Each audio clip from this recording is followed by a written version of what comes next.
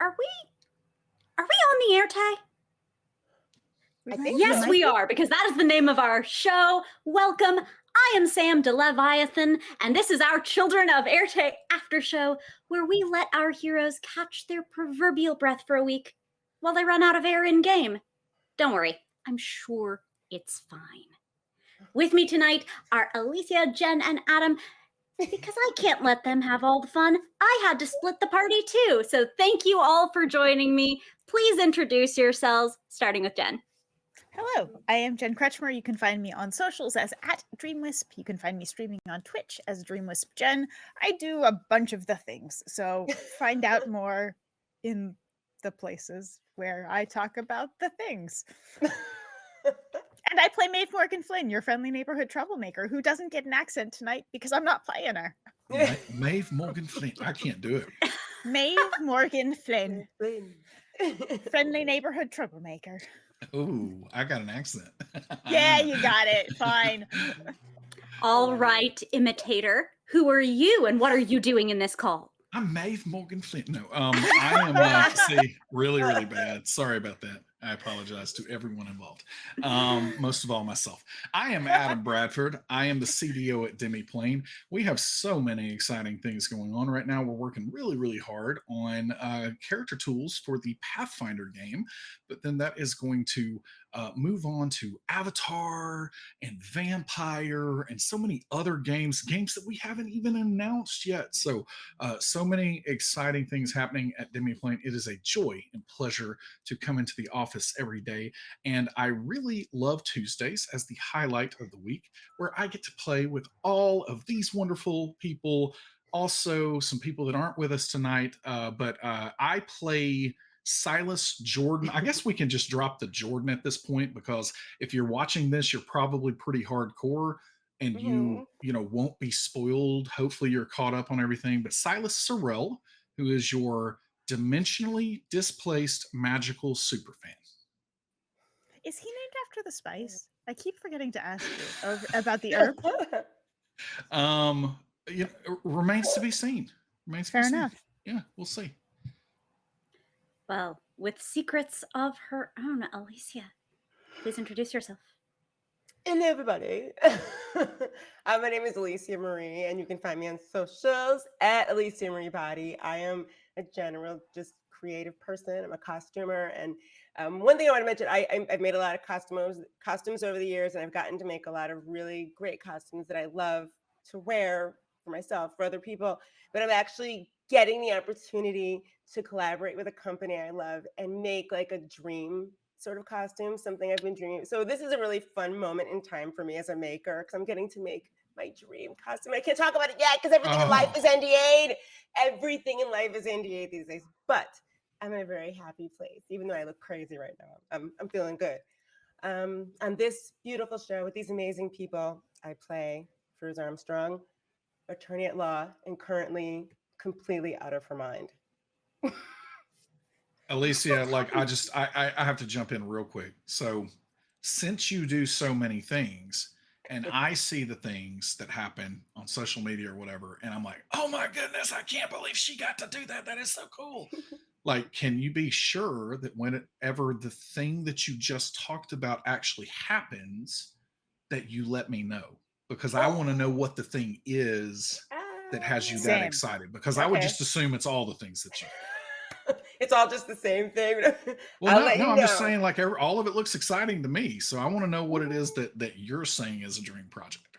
It's a dream. It's the dream, like character. Like, we all have a bunch of characters we love, but there's one character that has just been in my mind for like a decade, and I'm actually getting to do it in an official capacity. So it's like, that's why I have to do it justice. Got to do it justice. Awesome. Can't wait. Yeah, I will. So if you have not chemically adhered yourself to these people's socials, clearly you will be missing out. Stay tuned. But before we get too far into their characters and players' shenanigans, I have a waterproof whiteboard with today's sponsors. Yay. Idle Champions of the Forgotten Realms. We are giving away codes, and you can type bang codes in chat for a free Electrum chest in-game. There's also Die Hard Dice, purveyors of clicky-clacky math rocks, ideal for failing wisdom saving throws and thereby becoming friends with your local Leviathan from the deep. Use code Éarte at checkout for a 10% discount. We will be doing a giveaway in chat during the stream. There's Sirenscape. It's not just for the sirens of the sea, but for you as well, because epic games require epic music and Talespire. Now, I love Theater of the Mind, but my personal Mind Theater doesn't always have a table. I need to stop off at Mind IKEA sometime, and you need the table for the tabletop role-playing games. It's the rules. I didn't make the rules, but Enter Talespire is a beautiful platform. It allows you and your friends to experience all that physicality and those aesthetics from the traditional miniatures while collaboratively world building from the digital realm and your pajama pants. Oh yes, enjoy your table inside your computer, on your table. Talespire, beautiful way to play pen and paper RPGs online, and we will be giving away 5 codes for Talespire that can be redeemed via Steam. Ooh. And with those pre-dive checklist items out of the way, on with our show with one reminder that you too can ask our guests questions like, how do I poke evolve from land thief to water thief? By asking your question with question in all caps in chat. But of course, I get the first question. And so I will ask all of you, because last time on the Éarte, I got to talk to Hope and Lauren about their marine backgrounds as your party has engaged in this extended scuba adventure that has felt like a gift to me personally, Sam DeLev. Now, as I recall, we have at least one marine nerd in this group, though I don't know the specifics just yet. So I would love to go around and find out from all of you as players what your relationship is to the sea, to diving, to marine life, as you have spent a fair chunk of time just really living in it. And for just a randomness sake, Jen, let's start with you. Just randomness. Yes. So I was very seriously exploring a career in marine biology. I dove with sharks. I studied tide pools. I was, in possibly my nerdiest iteration, the captain of my high school ocean bowl team. Okay. Yeah, that's real. In case I ever needed to have my nerd cred and lay it on the table. You're welcome, internet. Slap You it now up. know my deep dark secrets. Secrets of the depths. Yes, I competed in the National Ocean Sciences Bowl as the team captain. And also I have a hashtag I do on Twitter a lot called the Aquatic Feywild, which is my version of the Feywild that is an aquatic Feywild. Go figure. So yeah, I'm a huge marine biology nerd, and if you want to see it in action, please check out Gale's song, also featuring one Sam DeLev. Just one, in possibly in a few forms, but one. Because my entire character there was based on marine biology nerdery, like the mantis shrimp punch that can have the force of multiple nuclear explosions. It's a real thing. Science is amazing. Little teeny mantis shrimp, big punch. Yeah, so I happen to kind of be into aquatic nerd stuff a little, but maybe jumped up and down with joy in my heart when I found out we were going underwater.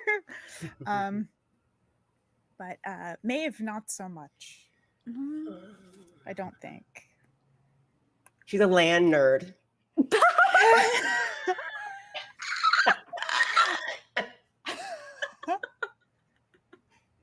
I mean, she's also a thief. We've pretty much established that. So. Apparently. I think nerd is not necessarily a label that would maybe, but I think Maeve certainly does not have the degree of weird aquatic nerdery that I have. she's still trying really hard to be cool underwater. But She'll get there.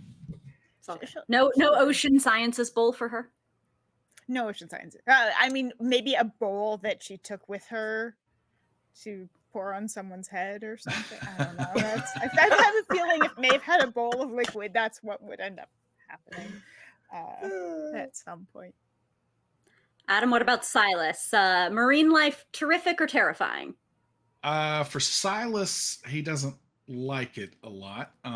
Adam, I was 8 when The Little Mermaid came out, and I literally sang under the sea. Like, I went all in on, underwater, because I think, it was around that time I started, exploring the final frontier in space with Star Trek.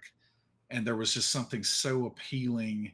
So I did not approach it from a scientific angle at all, though. It was all just almost just that, story angle or something of just being fascinated with what was going on down there. And then I will say, when I was in the 3rd or 4th grade, I guess it would have been right around there, I really got just completely obsessed with Orcanus orcas.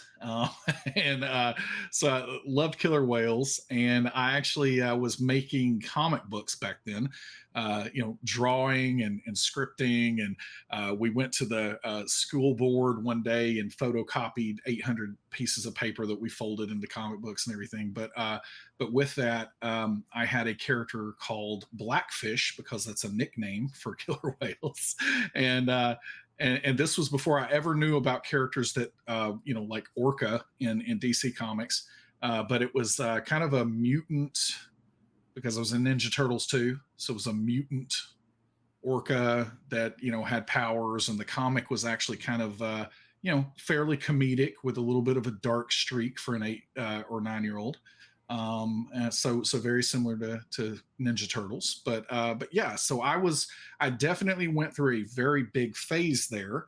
And then I have to admit that any time that I have any excuse to actually kind of revisit anything like that, I am going to take it almost immediately. So yeah, I'm fascinated with sea life, but definitely not the science of it. I'm more of a, just enjoy it and experience it.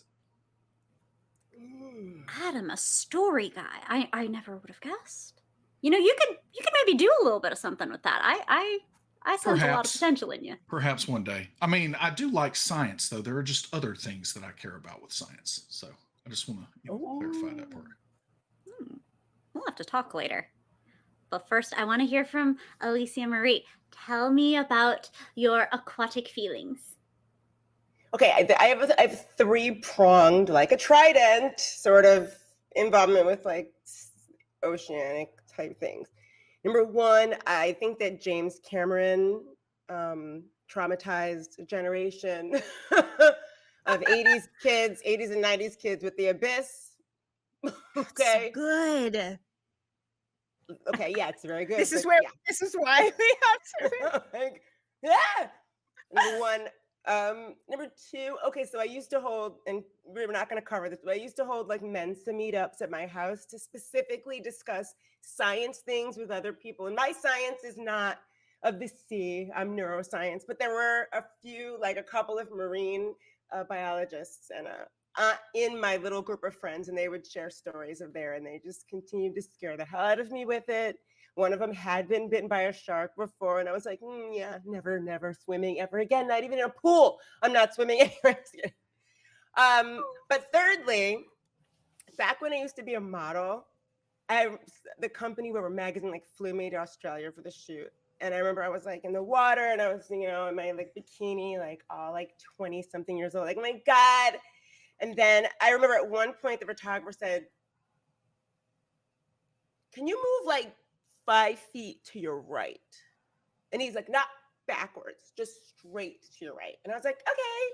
So I moved, and he's like, and the assistant was like this to me. So I moved over to the right, and I was like, okay. Some great pictures came out of it. At the end of the shoot, though, he's like, now just move straight forward. Just come straight forward out of the water. And I was like, okay. I get out of the water. He goes, come here. And he had this really strong, like what I guess is like a country Australian accent. I think there's a country Australian accent and there's a high, I don't know, but they told me he has a very bogan accent. I don't know what that means. So I turn around and he goes, you see that thing out there in the water? And I was like, someone left like a blue inner tube in the water or something. It was like an inner tube, like we have those big donuts. And he goes, yeah, no, that's a jellyfish. And I didn't want you to get anywhere near it. I was like, excuse me? But apparently they're used to swimming around things that could kill them. So they're like, oh yeah, just move over 5 feet. Are you, because if he had told me that was in the water when I was in the water, I never would get back in there again. They'd have to do all their pictures in the parking lot. I'm sorry. That's just it. They had to build an ocean set. Like, here we are, model Alicia Marie in the beach parking lot. Bathtub. Looking great. So there you go. Those are my experiences. You all have the best backstories ever, and I'm gonna find y'all and talk about your sciences sometime. Yay! You know, All there's the no science. escape. All the science. Mm. Now, Alicia, since we're talking, I do have to congratulate you on your prodigious wisdom saving throws in the face of danger. You have this talent for rolling badly at the absolute best times. And it's given us this delightful opportunity to see one of our most skeptical characters now enthusiastically embracing the fathomless depths. So can you tell us a little bit of what it's been like to put Fairuza on the edge of danger for once? You know what? Here's the thing. Okay, so one of the things I've learned about being role player and playing dice games is that, okay, so first we get to tell an amazing story with a character that you developed yourself, and you have when you develop a character, you have all these ideas of what your character is going to do and accomplish in this adventure. Yo, your dice has another idea. And it says, oh, really? That's cute. When you have all these ideas, I mean, in games, I've lost eyes in games. I've lost all my money and had to live like in an abandoned school bus once. Like, I've had a bunch of amazing things happen in RPG games with the dice just deciding to tell a different story than I intended. With this one, that's exactly happening. I have these, I have like Fairuza's like exactly like who she is, like the core Fairuza, because the dice is actually forcing me to tell another story than one that I intended for her. It's weird because what it's doing is it's allowing me to like sort of develop her personality out, like fully flesh it out, and think like, okay, if this person was faced with this, what could be happening inside of her that's causing her to make these difficult or just completely antithetical decisions. What's interesting is it can make a little sense in a way, because with each story, each like story arc you have for your character, it comes full circle to completion, and then you start another one, and that's how you tell like a story that lasts like years and years and years. So this allows me to sort of, I guess, bring Fairuza to this point where she is starting to realize that this is really actually happening. And you can choose to go one way where you just completely keep pushing against it, or another where you say, maybe this is what I'm supposed to do and it's where I'm supposed to go. And let me see if I can do this, and to believe in what you trust yourself. But you can make the wrong decisions too. So I think that's where she is. Look, I'm just playing it as it goes because my rolls are ridiculous. Like a 2 and a 3. I mean, it's just you have to thank your dice from me and the rest of the audience. They're doing the porg's work out here. I'm like, what did I do in a past life for my dice to come at me like this? They're coming for me. People are on social media like, wow, your dice, not even dice jail. It's like the dice incinerator. I'm like, yeah. Yeah. They're so perfect though, because without that, we wouldn't have had some really lovely story beats for you to fold these seemingly incongruous choices. into the character. I remember in the first meeting pointed out that one of the reasons Fairuza is so vulnerable to this very, very large shadow being, I've yet to do the math, but I really want to figure out how long 10 seconds from 5 feet away is. But one of the reasons she's so vulnerable to the being is it reminds her of her own sense of separation as a foster child. Can you unpack some of that for us a little bit of what she has been going through? Does she see herself in the very large shadow? Well, okay, so here's the thing. Without revealing too much about, because I mean, all of this is for all of our characters is meant to just sort of unfold as Deb's story unfolds with each other. But I mean, we all know that Fairuza is a child of adoption, and I think most people remember why, like, her parents just left her one day. There's a whole thing sort of behind that, but as many children who are from adoption or from foster situations, some of them do carry with them that sort of abandonment. Sometimes it can manifest itself as like over attachment types, needy, and then others are fully detached. Like it's very difficult to make connections with them. So it sort of depends on how it manifests itself, how the feelings sort of end up manifesting themselves in that person. For Fairuza, it's definitely extreme sort of this with people. So to sort of backtrack a little bit, with these people in this group, she feels incredibly attached to, but it's still hard for her to show it. But she's extremely attached to these people in this group. They're like her, like her family. She's so there's a part of her that wants to make sure that they're protected, but then another part of her that's like she has something to prove. She has something to prove. She comes upon this this big shadowy creature that is telling her, "Come with me. I'm your friend." I think that she is always, without realizing it, looking for a connection. Looking for answers. And since they're in a place where like anything can happen, and they're all, things are just like magical and mystical, and she's starting to be affected by where they are. And it's just where I don't know, like the way, like I try to think of myself whenever I'm playing her. I try to think of it as, okay, yes, she's a human who's actually going through these things. She's actually feeling these things and seeing these things. And right now she's there's a level, and I don't want to explain it, but there's a level of comfort for whatever reason she feels with this shadow. And Deb is a great DM, because what she does is she's like, this is what just happened in the show.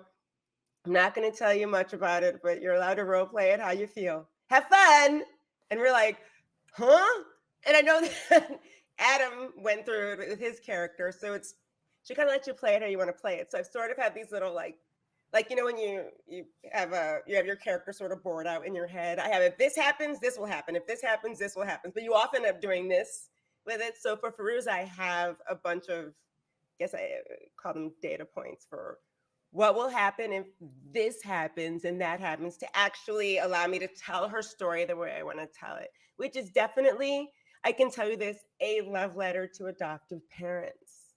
I wasn't adopted, but I do have friends who were adopted, and I know the foster care situation in this state and in the country in general. And I tend to have a really, really I don't know, a sort of, I don't know, feeling about adoptive parents. So that's what this is. Mm-hmm. Of all the places for that theme to come to the fore, it was a particularly delightful moment. But you raised it, so I'm going to kick it over to our others. I'm not blaming y'all's dice. We can't all have Alicia's dice.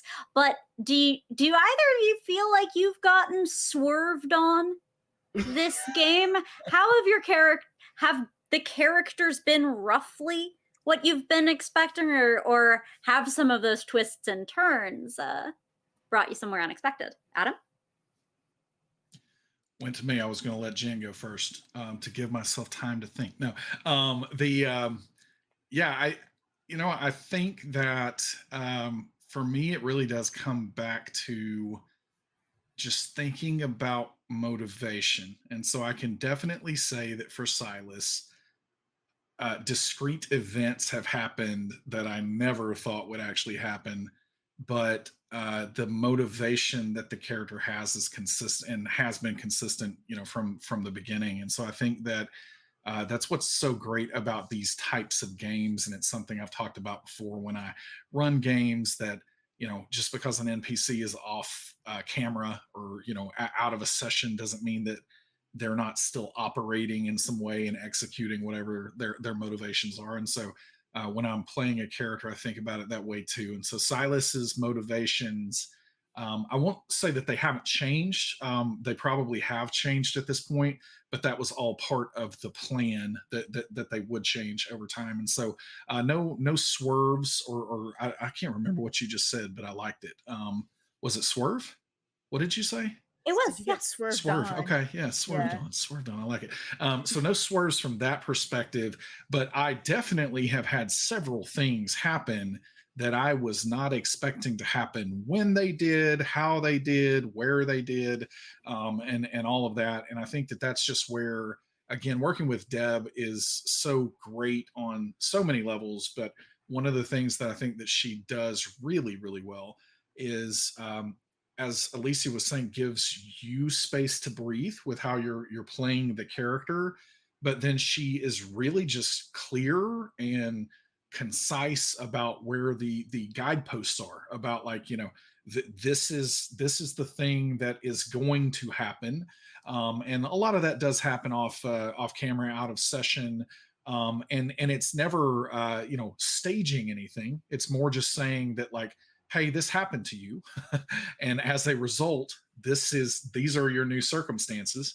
And so therefore, you can act within that. And so again, gives great freedom there. But I think that that's where a lot of the surprising things have come up. So I think most recently with Steve, after we departed the ghost town or zombie town, after we got out of there and Steve was left behind, one of the things that I had spoken to her about just briefly out of session was that Steve and Silas came to some kind of understanding about some of the bluntness that Silas had with him, a little bit before that, and so I think that just the way that she explained that, like, yes, you had that moment, and I'll do a callback to it. So then I think that when Silas was looking for Steve, and then she, puts a fox out there, pretty much a given. I'll go on and tell the audience, if there's a fox, Silas is probably doing something. And so follows that and turned it into what I thought was a really, really great moment that also kind of cleared the way for Silas to shake the funk that he was in. And so again, like, this is the reason we play these games, is because that's all improvised. You have these super broad strokes of what you think might happen, but then filling in all the details and inking the pencils and coloring the inks, like as you start to get into those layers of details and the specificity around what happens, it playing with these people and this group and with Deborah running this, it's really a special experience because you can end up with some very unexpected things that feel like they were scripted and that they could belong in some kind of medium out there that isn't playing a game like this. So chat, you all heard it first. The swerves were expected. Silas's Spider-Man 3 moment was nigh inevitable. Again, loved the eyeliner, by the way. Yeah. But Jen, has Maeve been going the way you thought? In some ways, yes, but in a lot of ways, there were a lot of things that when we were building Maeve out, and Deb and I were in conversation about Maeve, there were a number of things where I said, this is something I'm interested in doing, but also it was something that I basically would hand off, because it was open to however Deb wanted to implement that thing or create that thing, or whoever she wanted to have, tweaking things on that thing. I'm being vague, sorry. But that stuff I really wanted to leave out. So there's stuff that hasn't yet, I think, necessarily. I feel like a lot of Maeve's swerving, some has happened, but I think a lot more is to come, because we haven't really gotten into those pieces yet. And I know nothing about what's coming, and that is both a very exciting and very terrifying feeling. And like these folks said, you build a character, but if you come in with your expectations and you have your spreadsheet of like level 1 to 20, every level, what you're going to do and how you're not adjusting to the world of the story, and you're not letting the things happening in the game and in the story and with other people, the things you're learning, the experiences you're having as a character affect you. And I think that that's, for me, what's really amazing about this as a storytelling form, is letting the story and your colleagues and yourself surprise each other and yourself. So yeah, that I think is, there are certainly things that I didn't expect. I mean, you can't anticipate what's happening, but I also am the only one here who hasn't had the experience of the Deb email surprise. From whatever, because you make all your saves. I haven't made any of the saves. I know. So we don't know yet if I make the saves. I just haven't even. We just happen to be in the wrong place at the wrong time all the time. Fairuza and Silas. And I will say, I think Maeve is, as much as she presents herself as not caring or not being afraid, I think she is getting more confident. So I think she is starting to move from the back lines more forward.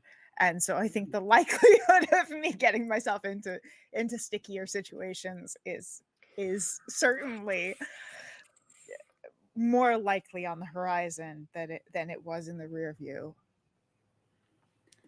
Creating more opportunities for your dice to horrify you and delight me. I appreciate it. Exactly. You're welcome. It's a gift specifically to you, Sam DeLev. We talk about it before every single episode. How can we prepare the best gifts? What can our offerings be to one Sam DeLev? You're too good to me. You're too good to me. And indeed, I get some lovely fan service from y'all. Jen, Adam, a couple of episodes ago, we got a lovely scene on Watch from our professional land thief and our, I kind of want to say enthusiastic amateur. That really felt like a turning point in y'all's Silas relationship. is not an amateur. Because I know that's what Maeve you did. is. Yeah. Yeah. But seriously, y'all have come such a long way from that early hat theft to now this, like, so what's the best thing you stole? What has this arc felt like for y'all as players? Well, here's my favorite thing about that is, in my head, even though it's a candy bar, in my imagination, the process to get there was like Mission Impossible, lasers, the most complicated thing. And Maeve would be like, oh yeah, I stole a candy bar. But it was this whole incredibly involved, like that strung was up from the ceiling with a jump rope. Yeah. Well, in my head, it was probably at like the general's office, and I should not have been in there. Like, Nice. yeah, like a really way beyond anything I should have been doing. So that was all happening in my head as we were talking, and I was realizing the discrepancy of what Maeve would say and what I was actually imagining the flashback would look like to that circumstance. Because for Maeve, it's all about the challenge. And I think hearing about Silas's choice and that specific question, really, yeah, I think it really was a turning point, because there was this mutual recognition of enjoying the challenge of it, even if the result and what you do with the result of that challenge is different. I think we have a little bit of the same like kind of attitude. For what it's worth, Silas absolutely understood that there was far more to the candy bar, and was envisioning hanging from jump ropes on the ceiling. So he's not telegraphing his thoughts at this point anyway, so I'll go on and share that he felt that way after hearing that. Oh, good. I'm so glad it communicated. Well, okay, we heard your characters' opinions, but real quick, I want to get yours as people. Do you read the very rare, valuable comic, like the first Detective Comics appearance of Batman, or do you just get the digital copy and keep the archival version preserved? Yeah, me absolutely. I am going to use whichever is the most accessible or convenient when it comes to the everyday use. And so when it comes to comics, that's digital. I have an iPad that I read all of my comics on. I still collect comics behind these shelves here. I've got stacks and stacks and stacks of boxes, but where with lots and lots of treasures in there. But yeah, I definitely like to preserve legacy or vintage things. And so in that case, there's no way I would read that. I would absolutely pick up the digital copy. Now, when it comes to toys, I will sometimes leave things in the box. I often buy 2 copies of something to leave one in the box and play with the other. And so that's that part of Silas is very informed by the way that Adam behaves in real life. I'm exactly the same way. I'm thinking about the fact that I have something like 5 copies of my favorite graphic novel. One that's the collector's edition to save, one that's the weeklies that I picked up, one that's the trade paperback, or I probably have 2 copies or 3 copies of the trade paperback, so I can give one to whoever wants to read it. Yeah, so you can borrow it, sure. Never loan a book. Yeah, so. I've learned that the hard way. Oh my goodness, have I ever? But yeah, so that's me with that stuff. Is if I can get 2 copies, one will go up for storage. But if I can't get 2 copies, I'm gonna read it, because these things are meant to be enjoyed, and they're not paintings, they're not something where you have to put it behind glass and just admire from afar. You can't. A comic book, you gotta open it to read it. So yeah. And I want to clarify that if digital wasn't so accessible, there is no way I would leave something on a wall unread. So I want to make sure that's really, really clear. That it's definitely about experiencing the art. I am just very appreciative that we have so many other ways to experience that art now. Agreed. I remember when I was a kid and I was looking at spinner racks and trying to figure out which 2 comics I could get with my $3 or whatever for that month. That I had to be really choosy about things, and then my kids live with a cornucopia of anything that they would ever want to read. And so again, that accessibility for just being able to appreciate the art form, I love it. But I'm definitely with Jen there, that if it was a situation where I could preserve something for the sake of preserving it, no way. Like it's definitely intended to be read. Yep. What they both said, I agree with everything. I mean, I have Marvel Unlimited, so I have everything on my digital. My mother is the one who was a comic book collector, so she has more stuff than I do. She has a lot more than I That's do, awesome. and it's all. That's so cool. So it's all, she's the one who has everything behind plexiglass and stuff. But yeah, I was like, Crease, the comic book? No. What are we, heathens? I wanted to mention, I noticed behind Adam's, I think it's Tariel's sword. I know your background's sort of like fashionably blurry, but I just want to mention, I always see this sword and I'm always like, yes, Deborah. That's me when I don't have contacts or glasses. I'm fashionably blurry. It's like, yeah, we can, avoid a copyright strike there. Yes. But yeah, it's now Adam is fashionably blurry. Seeing is so out of fashion. I've got many fake swords. Those are just a couple of them. But Alicia, I don't want to leave you or Fairuza out of talking about treasures. And indeed, we had a lovely question from Maverick2 in chat as to whether Fairuza would consider upgrading her comfort axe. As a reminder, that's the thing you don't have with you right now in the middle of danger. And if so, what that upgrade might be that one might wish one had if one had any concerns about this lovely shadow friend, which of course you do not. Oh, do you mean the axe? The axe. How would you upgrade it? How would you buff the beautiful comfort axe, if at all? Oh no, this is a size thing, okay? It's all about size. The bigger the axe, the bigger the swing, the bigger the hit, the bigger the effect. The axe has specialties that will come, child. Wait. But I think she has it on her now. She didn't have it on her first trip because I rolled bad and I rolled like off camera. I sort of rolled to see if she remembered her axe and she didn't. But this time she did. So she has it. There we go. But the axe has not revealed what it's capable of doing just yet. I would be terrified to bring my axe into the middle of the ocean because if you drop it, that's it. It's over. It's over. Terrifying. Into the depths. Joins the wreckage of the Polaris. What are they doing? I mean, the way Fairuza is kind of swimming around with whatever this thing is, she might be doing that anyway. Cut your air hose. Oh, so scary. And see, this is what it is. Like, we absolutely know Deb as a storyteller is also like, this is what's happening. Like, you think we can come up with terrible outcomes. Yeah. Deb will come up with things like 10 times worse and then make them pay off in the best way.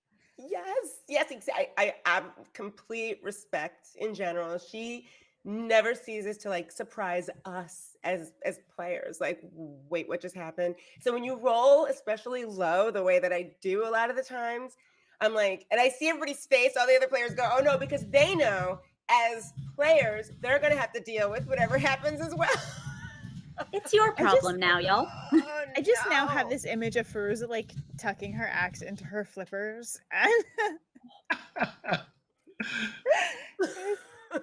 That's the part that I'm like allowing like sort of fantasy to go, who swims with an axe?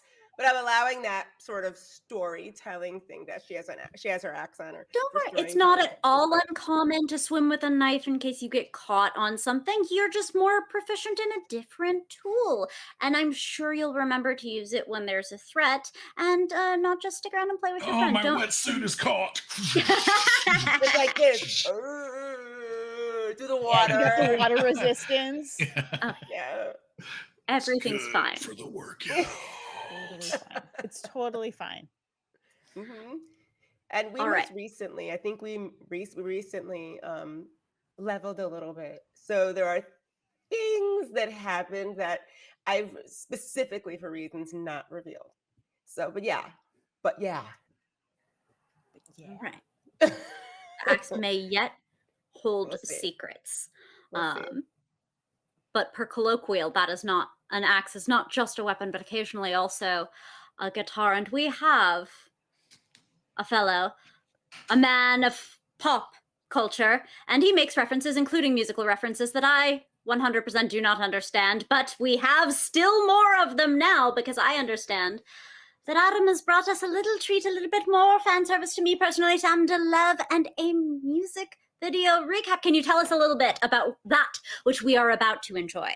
Yeah, so we had another one of these several episodes back called Goodbye Normal that was trying to recap the story so far.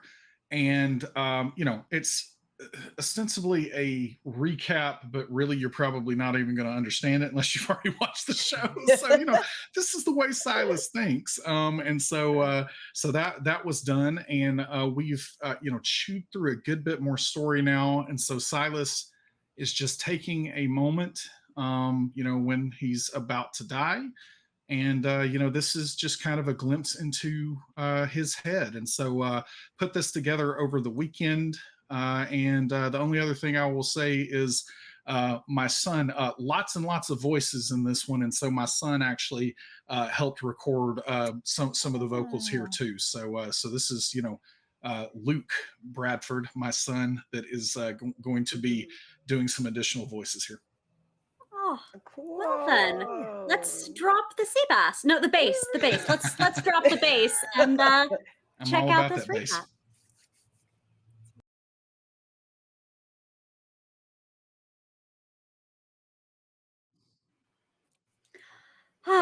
Perfection itself. See, chat, that you might benefit from this glorious fan service that is rendered unto me. Adam, that's amazing. Unbelievable. Oh, Lord. That was really good. And the songwriting, the music, and the way you put the thing together. I mean, special effects. I was like, and then Fallen's journals, really well done. Oh, the journals, yeah. Thanks so much, Fallen Angel, because that's it is fascinating to me every time I'm like, hey, I'm going to do this silly thing. Can you share journal entries? And they send them, and I'm just blown away every time I see it. And this time. They got a little info out of me because hey, what spell was it that Silas? And I was like, wow, you're trying to Sherlock me a little bit here, aren't you? And I was like, you know what, you earned it. So yes, this is the answer to your question. But yeah, it's really epic. I love seeing the journal entries. A lot of fun to put them into these things, and definitely love showcasing what fans are doing out there, because it's really epic. Oh, yes. And frankly, I have no way to top that. So that's gonna do it for us tonight. So please, y'all, don't forget to tune in next week to watch our heroes hopefully extract themselves from this cliffhanger. Tide hanger. Thank you for joining us. Please, very quick, tell us who you are and where we can find all of your great works, and or get into Adam's replies about how incredible that was. Starting with Alicia Marie. Oh, everybody, you can find me on socials at Alicia Marie Body everywhere. Jen? I'm Jen Kretchmer. You can find me on socials as at DreamWisp. And Adam, bring us home. And I am Adam Bradford, and you can find me on Twitter at Bad Eye Adam. Thank you so much for joining us. And until next time, we're going off the Éarte. Later, Gators.